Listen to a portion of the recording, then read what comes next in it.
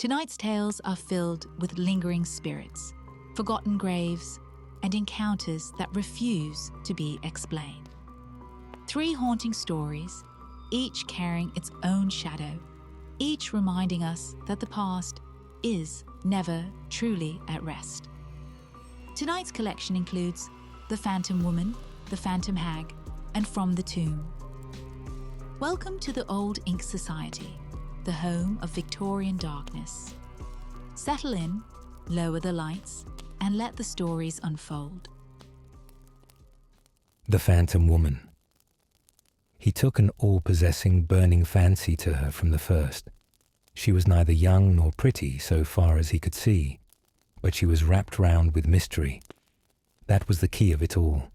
She was noticeable in spite of herself. Her face at the window, sunset after sunset. Her eyes, gazing out mournfully through the dusty panes, hypnotized the lawyer. He saw her through the twilight night after night, and he grew at length to wait through the days in a feverish waiting for dusk, and that one look at an unknown woman. She was always at the same window on the ground floor, sitting doing nothing. She looked beyond, so the infatuated solicitor fancied, at him. Once, he even thought that he detected the ghost of a friendly smile on her lips. Their eyes always met with a mute desire to make acquaintance. This romance went on for a couple of months. Gilbert Dent assured himself that nothing in this life can possibly remain stationary, and he cudgelled his brain for a respectable manner of introducing himself to his idol. He had hardly arrived at this point when he received a shock. There came an evening when she was not at the window. Next morning, he walked down Wood Lane on his way to the office. He always went by train, but he felt a strong disinclination to go through another day without a sight of her. His heart began to beat like a schoolgirl's as he drew near the house. If she should be at the window, he was almost disposed to take his courage in his hand and call on her, and yes, even tell her in a quick burst that she had mysteriously become all the world to him. He could see nothing ridiculous in this course. The possibility of her being married or having family ties of any sort had simply never occurred to him. However, she was not at the window. What was more, there was a sinister silence, a sort of breathlessness about the whole place. It was a very hot morning in late August. He looked a long time, but no face came, and no movement stirred the house. He went his way, walking like a man who has been heavily knocked on the brow and sees stars still. That afternoon, he left the office early, and in less than an hour stood at the gate again. The window was blank. He pushed the gate back. It hung on one hinge, and walked up the drive to the door. There were 5 steps leading up to it. At the foot, he wheeled aside sharply to the window. He had a sick dread of looking through the small panes. Why, he could not have told.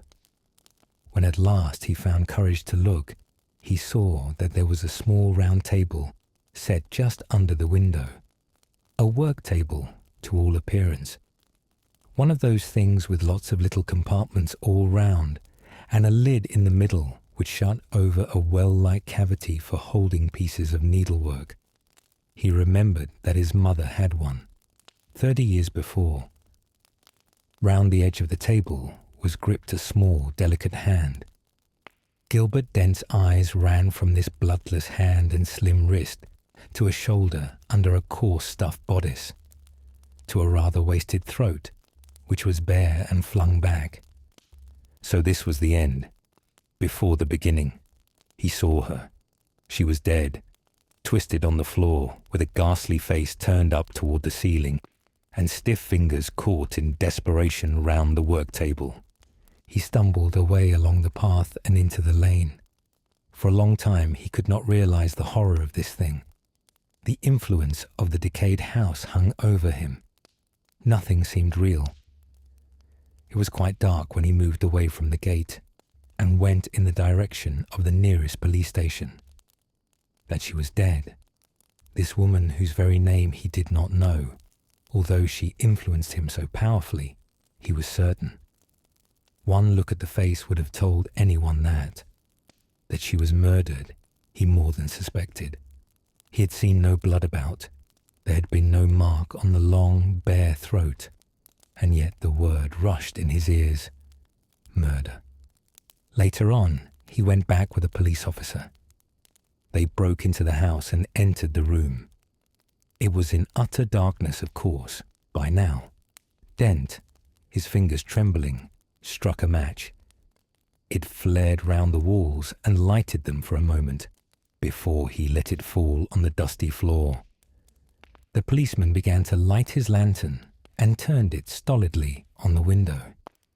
He had no reason for delay. He was eager to get to the bottom of the business. His professional zeal was whetted. This promised to be a mystery with a spice in it. He turned the light full on the window.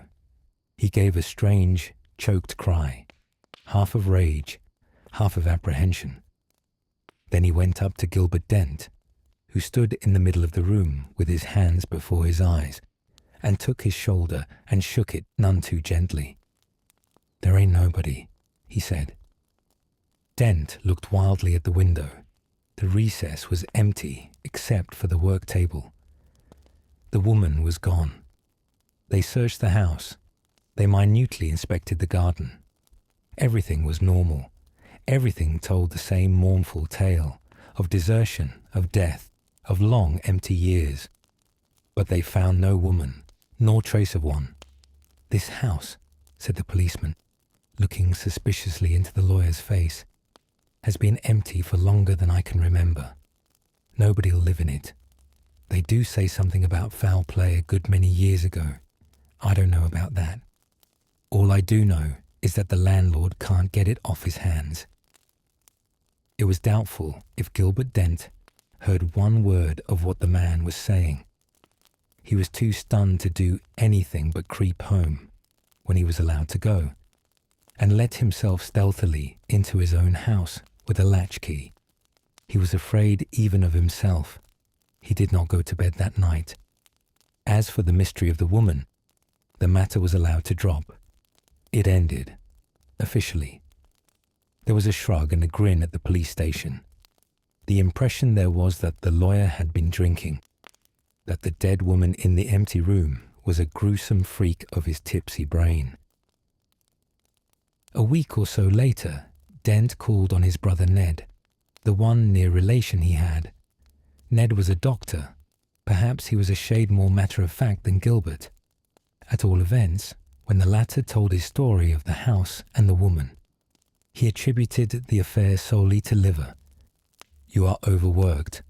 The elder brother looked at the younger's yellow face. "An experience of this nature is by no means uncommon. Haven't you heard of people having their pet spooks?" "But this was a real woman," he declared. I was in love with her. I had made up my mind to marry her, if I could." Ned gave him a keen, swift glance. "We'll go to Brighton tomorrow," he said with quiet decision. "As for your work, everything must be put aside. You've run completely down.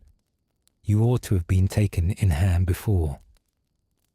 They went to Brighton, and it really seemed as if Ned was right, and that the woman at the window had been merely a nervous creation. It seemed so, that is, for nearly 3 weeks. And then the climax came. It was in the twilight. She had always been part of it. That Gilbert Dent saw her again. The woman that he had found lying dead. They were walking, the two brothers, along the cliffs. The wind was blowing in their faces. The sea was booming beneath the cliff. Ned had just said it was about time they turned back to the hotel and had some dinner, when Gilbert, with a cry, leapt forward to the very edge of the flat grass path on which they were strolling. The movement was so sudden that his brother barely caught him in time. They struggled and swayed on the very edge of the cliff for a second.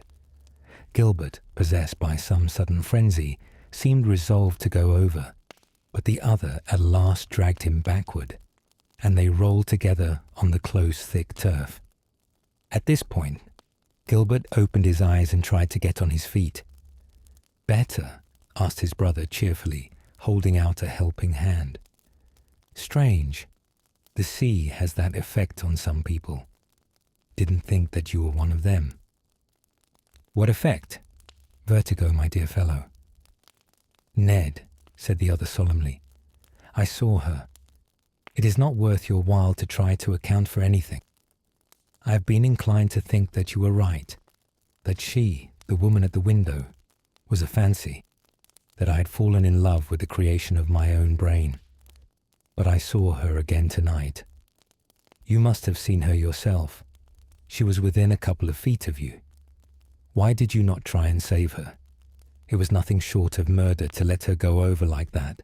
I did my best." "You certainly did, to kill us both," said Ned grimly. Gilbert gave him a wild look.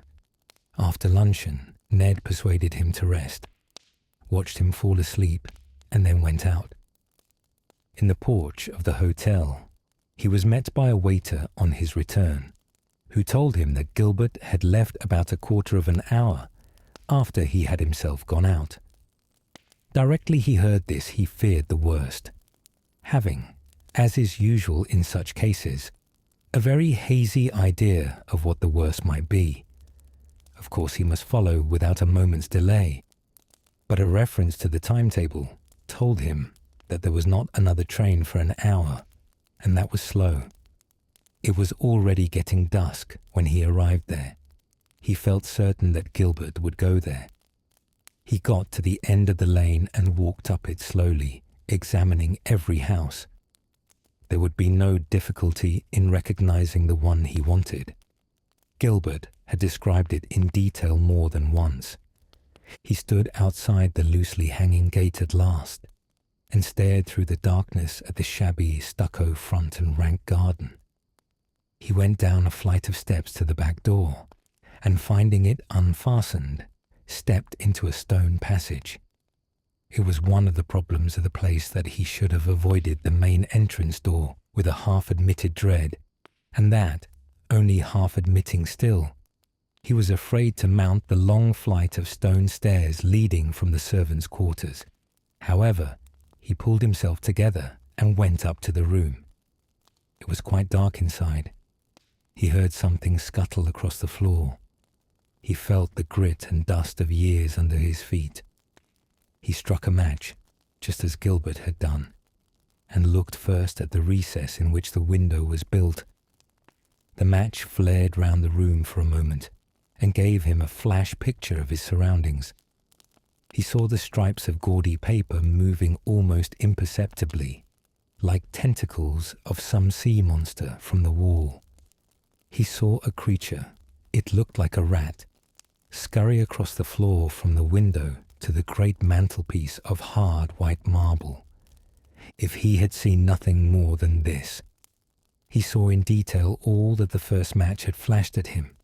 He saw his brother lying on the floor. A ghastly coincidence. His hand was caught round the edge of the work table as hers had been.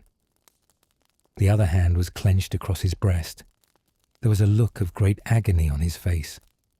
A dead face, of course. This was the end of the affair.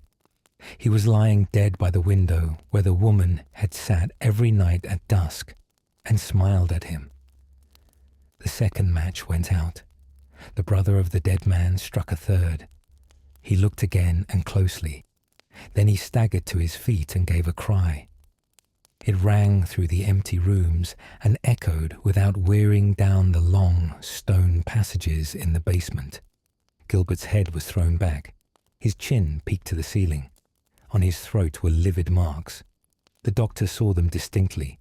He saw the grip of small fingers, the distinct impression of a woman's little hand.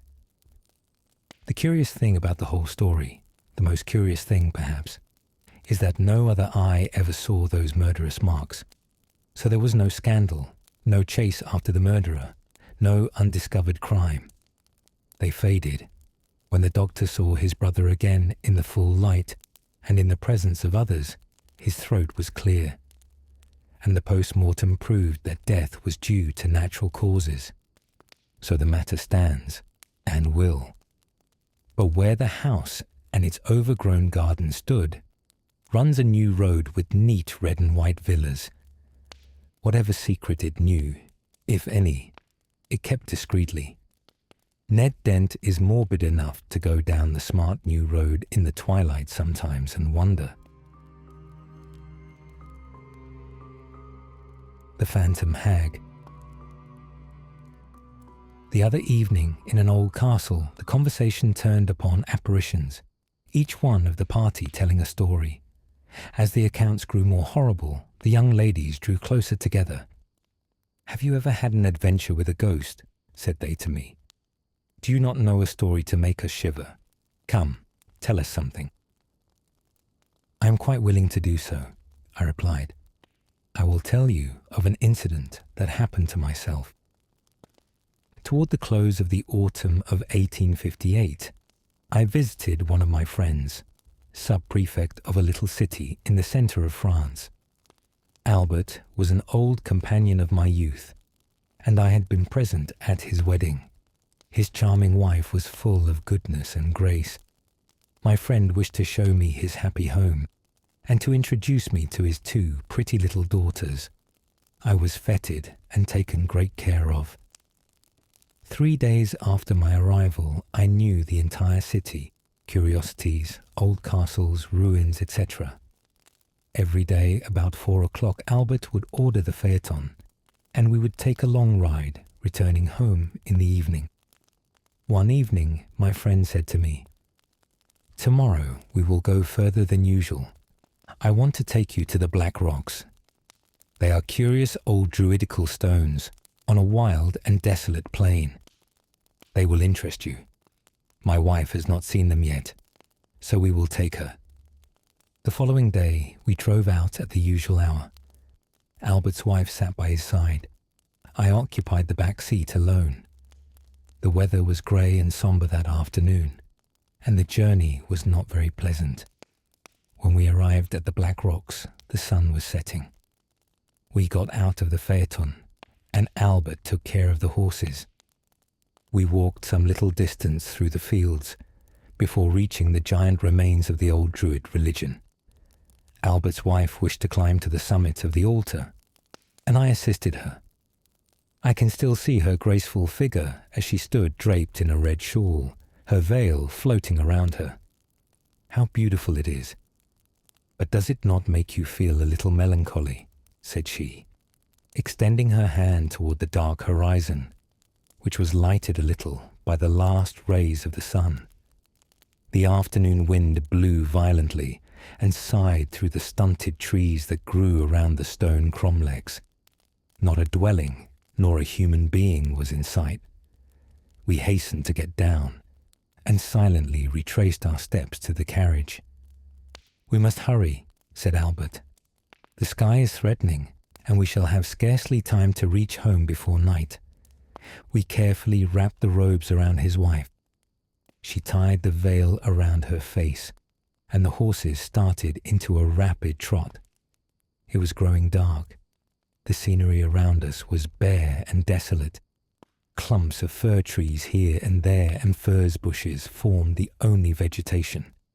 We began to feel the cold, for the wind blew with fury. The only sound we heard was the steady trot of the horses and the sharp, clear tinkle of their bells. Suddenly I felt the heavy grasp of a hand upon my shoulder. I turned my head quickly. A horrible apparition presented itself before my eyes. In the empty place at my side sat a hideous woman. I tried to cry out. The phantom placed her fingers upon her lips to impose silence upon me. I could not utter a sound. The woman was clothed in white linen. Her head was cowled. Her face was overspread with a corpse-like pallor, and in place of eyes were ghastly black cavities. I sat motionless, overcome by terror. The ghost suddenly stood up and leaned over the young wife. She encircled her with her arms and lowered her hideous head as if to kiss her forehead. "What a wind!" cried Madame Albert, turning precipitately toward me. "My veil is torn." As she turned, I felt the same infernal pressure on my shoulder, and the place occupied by the phantom was empty. I looked out to the right and left. The road was deserted, not an object in sight. "What a dreadful gale," said Madame Albert. "Did you feel it? I cannot explain the terror that seized me. My veil was torn by the wind, as if by an invisible hand. I am trembling still." "Never mind," said Albert, smiling. "Wrap yourself up, my dear. We will soon be warming ourselves by a good fire at home. I am starving." A cold perspiration covered my forehead. A shiver ran through me. My tongue clove to the roof of my mouth, and I could not articulate a sound. A sharp pain in my shoulder was the only sensible evidence that I was not the victim of an hallucination. Putting my hand upon my aching shoulder, I felt a rent in the cloak that was wrapped around me. I looked at it. 5 perfectly distinct holes, visible traces of the grip of the horrible phantom. I thought for a moment that I should die, or that my reason should leave me. It was, I think, the most dreadful moment of my life. Finally, I became more calm. This nameless agony had lasted for some minutes. I do not think it is possible for a human being to suffer more than I did during that time. As soon as I had recovered my senses, I thought at first I would tell my friends all that had passed, but hesitated, and finally did not, fearing that my story would frighten Madame Albert, and feeling sure my friend would not believe me. The lights of the little city revived me, and gradually the oppression of terror that overwhelmed me became lighter. So soon as we reached home, Madame Albert untied her veil. It was literally in shreds. I hoped to find my clothes whole and prove to myself that it was all imagination. But no, the cloth was torn in 5 places, just where the fingers had seized my shoulder. There was no mark, however, upon my flesh, only a dull pain. I returned to Paris the next day, where I endeavoured to forget the strange adventure. Or at least, when I thought of it, I would force myself to think it an hallucination. The day after my return, I received a letter from my friend Albert. It was edged with black. I opened it with a vague fear. His wife had died the day of my return. From the Tomb. Translated from the French of de Maupassant by E.T. Wagoner. The guests filed slowly into the hotel's great dining hall and took their places. The waiters began to serve them leisurely, to give the tardy ones time to arrive, and to save themselves the bother of bringing back the courses. And the old bathers, the yearly habitués, with whom the season was far advanced, kept a close watch on the door each time it opened, hoping for the coming of new faces. New faces, the single distraction of all pleasure resorts. We go to dinner chiefly to canvass the daily arrivals, to wonder who they are, what they do, and what they think. A restless desire seems to have taken possession of us, a longing for pleasant adventures, for friendly acquaintances perhaps, for possible lovers. In this elbow-to-elbow life, our unknown neighbours become of paramount importance. Curiosity is piqued, sympathy on the alert, and the social instinct doubly active. We have hatreds for a week, friendships for a month, and view all men with the special eyes of watering-place intimacy. Sometimes, during an hour's chat after dinner, under the trees of the park, where ripples a healing spring, we discover men of superior intellect and surprising merit, and a month later have wholly forgotten these new friends, so charming at first sight. There too, more specially than elsewhere, serious and lasting ties are formed. We see each other every day. We learn to know each other very soon, and in the affection that springs up so rapidly between us, there is mingled much of the sweet abandon of old and tried intimates. And later on, how tender are the memories cherished of the first hours of this friendship, of the first communion in which the soul came to light, of the first glances that questioned and responded to the secret thoughts and interrogatories the lips have not dared yet to utter, of the first cordial confidence and delicious sensation of opening one's heart to someone who has seemed to lay bare to you his own. The very dullness of the hours, as it were, the monotony of days all alike, but renders more complete the rapid budding and blooming of friendship's flower. That evening then, as on every evening, we awaited the appearance of unfamiliar faces. There came only two, but very peculiar ones, those of a man and a woman, father and daughter. They seemed to have stepped from the pages of some weird legend, and yet there was an attraction about them, albeit an unpleasant one, that made me set them down at once as the victims of some fatality. The father was tall, spare, a little bent, with hair blanched white, too white for his still young countenance, and in his manner and about his person, the sedate austerity of carriage that bespeaks the Puritan. The daughter was possibly some 24 or 25 years of age. She was very slight, emaciated, her exceedingly pale countenance bearing a languid, spiritless expression. One of those people whom we sometimes encounter, apparently too weak for the cares and tasks of life, too feeble to move or do the things that we must do every day. Nevertheless, the girl was pretty, with the ethereal beauty of an apparition. It was she, undoubtedly, who came for the benefit of the waters. They chanced to be placed at table immediately opposite to me, and I was not long in noticing that the father, too, had a strange affection. Something wrong about the nerves, it seemed. Whenever he was going to reach for anything, his hand, with a jerky twitch, described a sort of fluttering zigzag before he was able to grasp what he was after. Soon, the motion disturbed me so much, I kept my head turned in order not to see it, but not before I had also observed that the young girl kept her glove on her left hand while she ate. Dinner ended. I went out as usual for a turn in the grounds belonging to the establishment. A sort of park, I might say, stretching clear to the little station of Auvergne, Châtel-Guyon, nestling in a gorge at the foot of the high mountain, from which flowed the sparkling, bubbling springs, hot from the furnace of an ancient volcano. Beyond us there, the domes, small extinct craters, of which Châtel-Guyon is the starting point, raised their serrated heads above the long chain, while beyond the domes came two distinct regions, one of them needle-like peaks, the other of bold, precipitous mountains. It was very warm that evening, and I contented myself with pacing to and fro under the rustling trees, gazing at the mountains and listening to the strains of the band pouring from the casino, situated on a knoll that overlooked the grounds.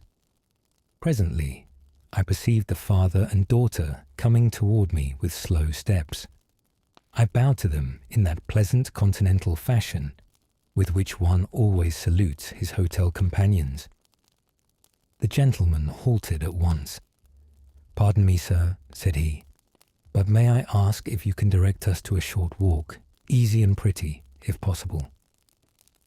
"Certainly," I answered, and offered to lead them myself to the valley through which the swift river flows, a deep, narrow cleft between two great declivities, rocky and wooded. They accepted, and as we walked, we naturally discussed the virtue of the mineral waters. They had, as I had surmised, come there on his daughter's account. "She has a strange malady," said he, "the seat of which her physicians cannot determine. She suffers from the most inexplicable nervous symptoms. Sometimes they declare her ill of a heart disease, sometimes of a liver complaint, again of a spinal trouble. At present, they attribute it to the stomach, that great motor and regulator of the body, this protean disease of 1,000 forms, 1,000 modes of attack. It is why we are here. I, myself, think it is her nerves. In any case, it is sad. This reminded me of his own jerking hand. It may be hereditary, said I. Your own nerves are a little disturbed, are they not? Mine, he answered tranquilly. Not at all. I have always possessed the calmest nerves. Then suddenly, as if bethinking himself, for this, touching his hand, is not nerves, but the result of a shock, a terrible shock that I suffered once. Fancy it, sir. This child of mine has been buried alive. I could find nothing to say. I was dumb with surprise. Yes, he continued, buried alive. But hear the story. It is not long. For some time past, Juliet had seemed affected with a disordered action of the heart. We were finally certain that the trouble was organic and feared the worst. One day it came. She was brought in lifeless, dead. She had fallen dead while walking in the garden. Physicians came in haste, but nothing could be done. She was gone. For 2 days and nights I watched beside her myself, and with my own hands placed her in her coffin, which I followed to the cemetery and saw placed in the family vault. This was in the country, in the province of Lorraine. It had been my wish too, that she should be buried in her jewels, bracelets, necklace and rings, all presents that I had given her, and in her first ball dress. You can imagine, sir, the state of my heart in returning home. She was all that I had left. My wife had been dead for many years. I returned, in truth, half mad, shut myself alone in my room, and fell into my chair dazed, unable to move, merely a miserable, breathing wreck. Soon my old valet Prosper, who had helped me place Juliet in her coffin and lay her away for her last sleep, came in noiselessly to see if he could not induce me to eat. I shook my head, answering nothing. He persisted. Monsieur is wrong. This will make him ill. Will Monsieur allow me then to put him to bed? No, no, I answered. Let me alone. He yielded and withdrew. How many hours passed, I do not know. What a night! What a night! It was very cold. My fire of logs had long since burned out in the great fireplace, and the wind, a wintry blast, charged with an icy frost, howled and screamed about the house and strained at my windows with a curiously sinister sound. Long hours, I say, rolled by. I sat still where I had fallen, prostrated, overwhelmed, my eyes wide open, but my body strengthless, dead, my soul drowned in despair. Suddenly the great bell gave a loud peal. I gave such a leap that my chair cracked under me. The slow, solemn sound rang through the empty house. I looked at the clock. It was 2 a.m. Who could be coming at such an hour? Twice again the bell pulled sharply. The servants would never answer, perhaps never hear it. I took up a candle and made my way to the door. I was about to demand, "Who is there?" but ashamed of the weakness, nerved myself and drew back the bolts. My heart throbbed, my pulse beat. I threw back the panel brusquely, and there, in the darkness, saw a shape like a phantom, dressed in white. I recoiled, speechless with anguish, stammering, Who are you?" A voice answered, "It is I, Father." It was my child Juliet. Truly, I thought myself mad. I shuddered, shrinking backward before the spectre as it advanced, gesticulating with my hand to ward off the apparition. It is that gesture which has never left me. Again the phantom spoke. "Father, Father, see, I am not dead. Someone came to rob me of my jewels. They cut off my finger. The flowing blood revived me. And I saw then that she was covered with blood. I fell to my knees, panting, sobbing, laughing, all in one. As soon as I regained my senses, but still so bewildered, I scarcely comprehended the happiness that had come to me. I took her in my arms, carried her to her room, and rang frantically for Prosper to rekindle the fire, bring a warm drink for her, and go for the doctor. He came running, entered, gazed a moment at my daughter in the chair, gave a gasp of fright and horror, and fell back, dead. It was he who had opened the vault, who had wounded and robbed my child, and then abandoned her, for he could not efface all trace of his deed, and he had not even taken the trouble to return the coffin to its niche, sure, besides, of not being suspected by me, who trusted him so fully. We are truly very unfortunate people, monsieur. He was silent. Meanwhile the night had come on, enveloping in the gloom the still and solitary little valley. A sort of mysterious dread seemed to fall upon me in presence of these strange beings. This corpse come to life, and this father with his painful gestures. "Let us return," said I. "The night has grown chill." And still in silence, we retraced our steps back to the hotel, and I shortly afterward returned to the city. I lost all further knowledge of the two peculiar visitors to my favorite summer resort. Thank you for spending this evening with the Old Ink Society. I hope you enjoyed tonight's collection of forgotten ghost stories. If you'd like to continue exploring Victorian darkness, there are many more haunting tales waiting for you here. Until our next story, sleep well, and I'll see you by the fire.